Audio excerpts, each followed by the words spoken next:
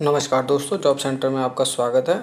आज हम railway apprentice की कट ऑफ के बारे में बात करेंगे, जो परसेंटाइल के बाद बिल्कुल ही बदलने वाली है। ये वीडियो आप देखेंगे, आपको समझ आएगा कि परसेंटाइल आपके लिए बहुत बड़ा खेल करने वाला है, जिसमें आपको फ़ायदा ही होगा, नुकसान होने का चांसेस बहुत ही कम है। 90% आपको फ़ायदा ही होगा। आप इसको समझने की कोशिश करिए। जैसा कि परसेंटाइल का फॉर्मूला कहता है, आप सबको पता ही है कि वो जितने भी कैंडिडेट टोटल को कैंडिडेट जो अपीयर हुए हैं, मान लीजिए 1500 कैंडिडेट अपीयर हुए हैं, जिसके अंदर मान लीजिए कि 15 प्लस, ज़्यादा नहीं, हम 15 प्लस नंबर लाने वाले कैंडिडेट जो हैं वो 500 से ज़्यादा नहीं होंगे। आपको भी पता है कि आपके कितने अप्रेंटिस आते हैं जो कम नंबर लेकर आए हुए हैं, बहुत ही। तो 500 बच्चे हैं जो 15 प्लस लेकर आए हैं, और 15 से कम बच्चे लाने वाले 1000 हुए। इस तरीके से हम देखेंगे कि परसेंटाइल फार्मूले में अगर हम इसको पुट करते हैं तो क्या फ़र्क दिखता है। मान लीजिए परसेंटाइल का फार्मूला कहता है कि आपसे ज़्यादा नंबर या आपके बराबर नंबर लाने वाले कैंडिडेट कितने हैं, उसके बाद रिमेनिंग कैंडिडेट जो है बचेंगे आपसे नीचे के, वो ऊपर आएंगे। उसके बाद टोटल मान लीजिए टोटल हैं 1500, और आपसे कम नंबर लाने वाले, मान लीजिए आपसे कम नंबर लाने वाले कैंडिडेट जो हैं वो हैं 1000, और आपसे ज़्यादा लाने वाले कैंडिडेट जो हैं वो ज़्यादा वाले वो 500। ठीक, तो आपके बराबर के मार्क्स वाले 1000 हैं या उससे कम 1000 हैं, तो 1000 को ऊपर रखा जाएगा बटे में टोटल कैंडिडेट को। टोटल कैंडिडेट 1500 गुणा 100। जब हम इसको देखेंगे, डिवाइड करेंगे, तो पाती है 15, 5 दूनी 10, 200, और ये 66 के अबव परसेंटेज बनेगा, यानी कि 66 परसेंटाइल।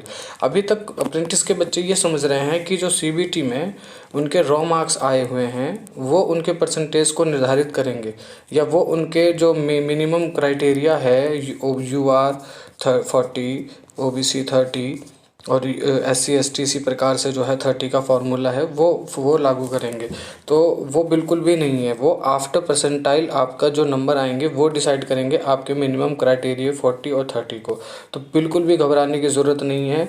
ये वीडियो आप देखेंगे तो आप पूरा समझ जाएंगे कि आपको जो है बहुत ही बड़ा फ़ायदा होने वाला है परसेंटाइल में। क्यों? क्योंकि आपको किसी भी कट ऑफ में नहीं आना है, क्योंकि अप्रेंटिस कैंडिडेट ने जितने भी अप्लाई किए हैं वो वैकेंसी, यानी टोटल वैकेंसी अगर 1000 है तो एप्लीकेशन जो आए हुए हैं वो लगभग 900 ही आए हुए हैं। तो किसी किसी जोन में 1-2 या 10-15 वैकेंसी ज़्यादा हो सकती है, पर मोस्टली में बिल्कुल भी या तो पोस्ट के बराबर या पोस्ट से कम अप्रेंटिस कैंडिडेट ने अप्लाई किया है। जैसे कि आपने बहुत सारी यूट्यूब वीडियो में भी देखा होगा, ITI के माध्यम से भी डेटा आया था। तो बिल्कुल भी घबराने की ज़रूरत नहीं है। हम मान लेते हैं कि आपके सिर्फ 10 नंबर आए हैं या 10 से कम आए हैं। तो मान लीजिए आपके किसी में 1500 कैंडिडेट हैं। मैं 1500 का राउंड फिगर इसलिए लेके चल रहा हूँ कि मोस्टली वैकेंसियाँ जो है 1000 से 1500 के बीच में ही है। चलो 1000 मान लेते हैं हम कि 1000 वैकेंसी हैं टोटल, और 1000 वैकेंसी में आपसे ज़्यादा नंबर लाने वाले, यानी कि 8 या उससे प्लस नंबर लाने वाले कैंडिडेट जो होते हैं वो 200 है। इससे ज़्यादा हो ही नहीं सकता। अगर इससे ज़्यादा होता है तो आप वैसे भी क्वालिफाई हैं, क्योंकि आपके CBT प्लस NCVT यानी कि NSE के मार्क्स को जोड़ा जाएगा। तो CBT में अगर आपके 10 नंबर बैठते हैं और NSE में मिनिमम 60% वाला पास होता है, तो मिनिमम 60 से कम तो किसी के भी नहीं हो सकते। तो आपका उसका 1/3 20 नंबर बनता है। तो जब आपको 20 जोड़ेंगे तो आप 30 का क्राइटेरिया को छू लेंगे, अगर आप OBC SC ST हैं तो। और अगर आप UR हैं तो आपको 20 नंबर लाने पड़ेंगे, तब आपका 20 नंबर यहाँ से मिलके आपको 40 मार्क्स का एडवांटेज हो जाएगा। लेकिन ये 60 कम से कम है।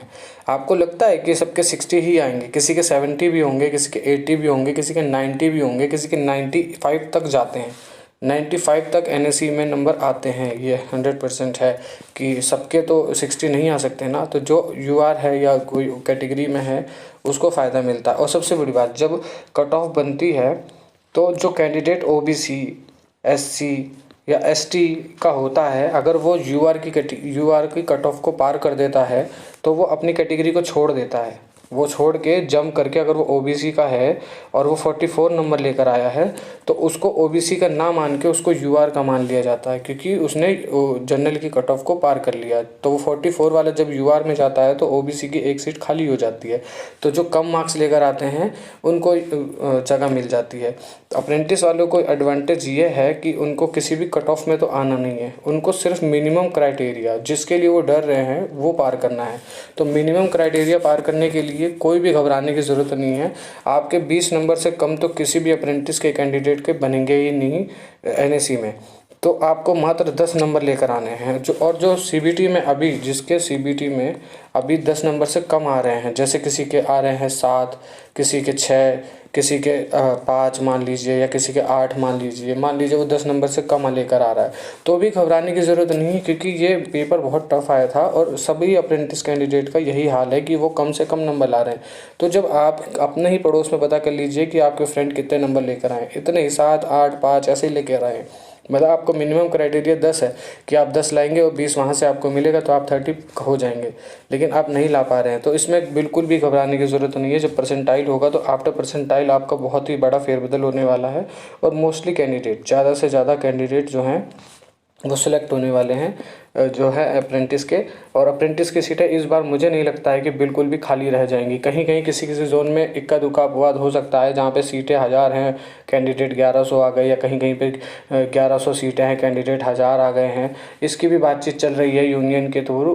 अभी महाराष्ट्र के जो है क्या कहते हैं, कुछ कैंडिडेट आके शिव गोपाल मिश्रा जी से मिले थे AIRF के, तो उन्होंने बात करी है। उन्होंने ये कहा है कि अगर किसी जोन में अप्रेंटिस कैंडिडेट कम पड़ते हैं तो वो किसी जोन में ज़्यादा हैं, अगर मान लीजिए NR में 1100 हैं और वहाँ पे ज़रूरत जो है, रिक्वायरमेंट जो है वो 1000 कैंडिडेट की है, तो उसके 100 कैंडिडेट जो हैं वो कहीं जहाँ पे रिक्वायरमेंट होगी, मान लीजिए CR में 1000 की रिक्वायरमेंट है और वहाँ पे 900 ही कैंडिडेट अवेलेबल हैं, तो वहाँ पे फॉरवर्ड कर दिया जाएगा। इसको कैरी फॉरवर्ड कहते हैं। तो इसमें क्या होता है कि कैंडिडेट वेस्ट नहीं होता है, उसका कोटा वेस्ट नहीं होता है, जो उसको 20% का मिला है वो फुलफिल हो जाता है हर जगह से।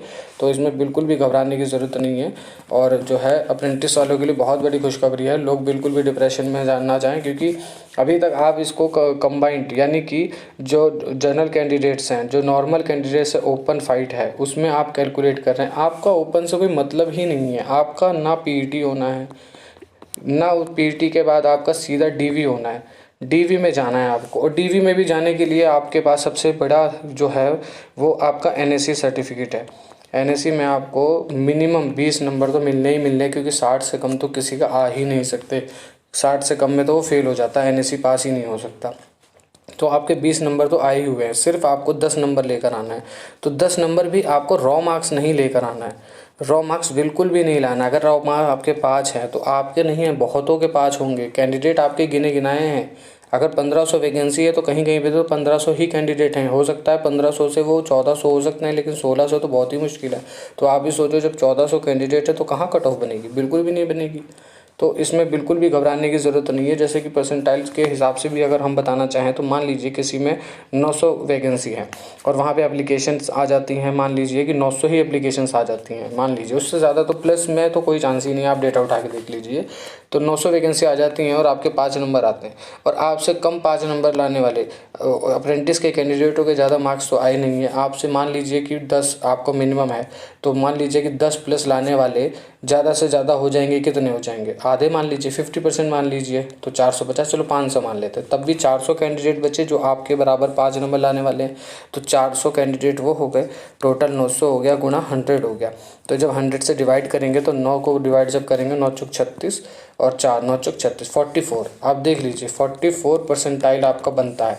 तो CBT में जो मार्क्स आपको आए हैं वो मार्क्स से मतलब नहीं है, आपके परसेंटाइल स्कोर को देखा जाएगा। जो परसेंटाइल स्कोर आपकी कट ऑफ को पार करेगा, यानी कट ऑफ मतलब मिनिमम क्राइटेरिया जो है, यानी कि UR 40, OBC SC ST जो है 30, ये क्राइटेरिया आप आसानी से पार कर लेंगे अगर आपके 5 नंबर भी हैं। बिल्कुल भी घबराने की ज़रूरत नहीं है। अप्रेंटिस वालों के लिए खुशखबरी है, और अप्रेंटिस वाले 100% ज्वाइन होंगे, ये मेरा दावा है। ये वीडियो आप सेव करके रख लीजिए, जब भी आपका रिजल्ट आएगा आप देखेंगे कि आपके परसेंटाइल स्कोर को बढ़ने से कोई नहीं रोक सकता, क्योंकि आपके परसेंटाइल स्कोर को बढ़ना ही पड़ेगा।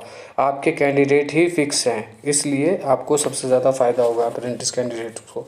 तो आशा करता हूँ आप समझे होंगे, और अगर आपको कोई दिक्कत है तो आप जो है नेक्स्ट वीडियो में मैं आपको बताऊँगा क्लियर कि कैसे जो है परसेंटाइल स्कोर के थ्रू आपके मार्क्स को बढ़ाया जाएगा, और कैसे जो है दूसरी शिफ्ट में भी अगर हार्ड है या नॉर्मल है तो कैसे उसमें आपको फ़ायदा मिलेगा।